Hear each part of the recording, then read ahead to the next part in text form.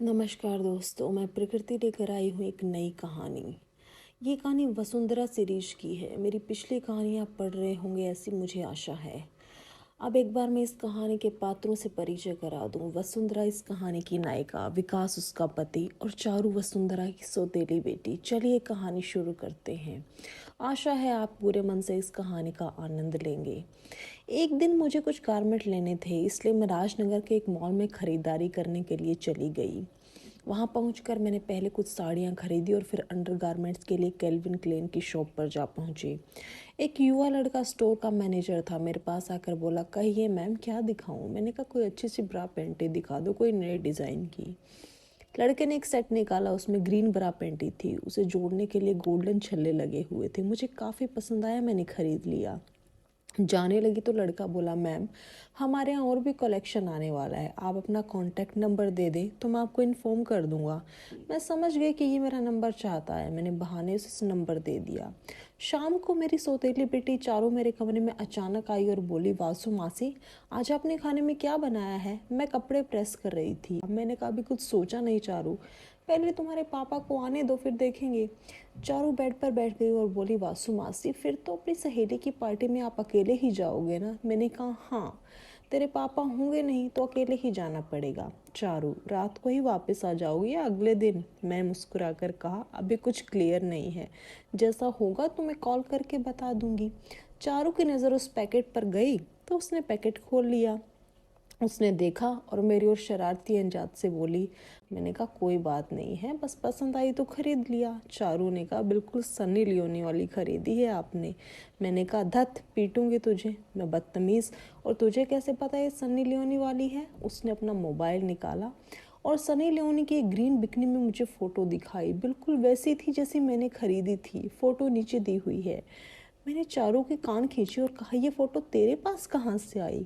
तो उसने कहा, मासी ये निकिता ने भेजी है। मैंने कहा चल ठीक है, लेकिन ये सब ज़्यादा मत कर। चारू मेरे गले से लगकर बोली, वासु मासी मम्मी के जाने के बाद आप ही हो जिसने मुझे संभाला है।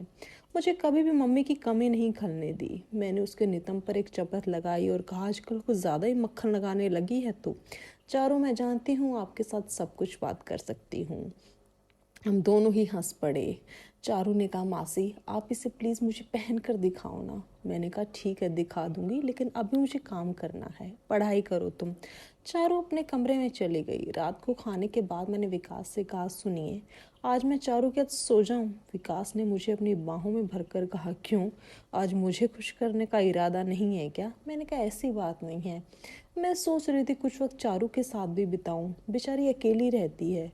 ठीक है चली जाना, लेकिन कुछ मुझे भी तो दे दो। मुस्कुराई और घुटनों के बल बैठ गई। विकास के पैजामे को मैंने नीचे खींचा और अलमारी से एक अंडरगारमेंट्स वाला पैकेट निकाल लिया। चारू के कमरे को नॉक किया, उसने दरवाज़ा खोला। मैं रूम के अंदर जाकर बैठ गई। मैंने कहा, चारू तुझे कोई अच्छा ब्लाउज़ का डिज़ाइन दिखा दे। मैं ब्लाउज़ अपने लिए रेडीमेड नहीं खरीदना चाहती, लहंगा रेडीमेड ही ठीक रहेगा। चारू ने झट से इंटरनेट खोला। देखने लगे हम। उस डिज़ाइन में साड़ी लाल रंग की थी और काला ब्लाउज़। ब्लाउज़ में क्लीवेज दिखने का स्थान पर्याप्त था और बैकलेस थी, पीछे से पतली डोरी। मैंने डिज़ाइन सेलेक्ट किया तो चारू बोली, वासु मासी डिज़ाइन तो देख लिया है, लेकिन ऐसा टेलर कहाँ मिलेगा? मैंने कहा टेलर मिल गया है आज ही मार्केट में। चारू ने कहा, लगता है कोई खास है। मैं हंस के बोली, नहीं ये तो मॉल से लाई हूँ। वहाँ एक रोहन नाम का लड़का था, उससे मेरी जान पहचान हो गई। चारू, आजकल आपकी दोस्ती बहुत बढ़ रही है, अगर पापा को पता चल गया तो? मैंने कहा उनको कैसे पता चलेगा, तू तो बताएगी नहीं। हाँ ये भी सही है, मैंने ओके कहा और कपड़े लेकर बाथरूम चली गई। मैंने दरवाज़ा खोला और चारू के सामने आ गई।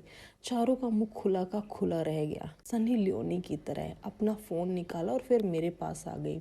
मैंने कहा, तू ये क्या कर रही है? उसने कहा, सेल्फी ले रही हूँ। मैंने कहा, किसी को भेजेगी तो नहीं? भेजना तो नहीं चाहती, लेकिन आपकी इजाज़त हो तो भेज दूँ। फिर हम दोनों ने सेल्फी ली। मैंने कहा, चारू मेरे कपड़े तो उतरवा दिए, खुद पूरी बहन जी बन गई है। चारू ने भी अपना टॉप और स्कर्ट उतार दिया। उसके स्तन अभी तक पूरे आकार में नहीं आए थे। हम दोनों ने चिपक कर सेल्फी ली और फिर एक सिक्योर फोल्डर में सेव कर ली। इसके बाद हमारे सोने की बारी है तो मुझसे लिपट कर बोली, मासी पापा आपको खुश तो रखते हैं ना? मैंने कहा, क्या क्या कह रही हो तुम? उसने कहा, आप पापा आपसे दूर रहते हैं और उम्र में भी बड़े हैं, आपको भी लगता होगा कि कोई होना चाहिए जो आपको प्यार करे। मैंने चारू को चूमा और कहा, मुझे प्यार करने के लिए तुम होना। मैंने कहा, मैं इससे वाला नहीं, पति पत्नी वाले प्यार की बात कर रही हूँ, जिसे करने से बच्चा हो जाता है। यह कहकर वह हंस पड़ी। मैं शर्माई और बोली, तुम्हारे पापा मुझे रोज़ प्यार करते हैं, मैं उनसे खुश हूँ। चारू ने कहा, ठीक है मासी, लेकिन अगर आपको किसी से दोस्ती वोस्ती करनी हो तो मुझे कोई प्रॉब्लम नहीं है। चारू, अरे मौसी, वेब सीरीज़ में देखा क्या, उसमें अपने पति से नाखुश औरतें बाहर वालों के साथ प्यार करने लगती हैं।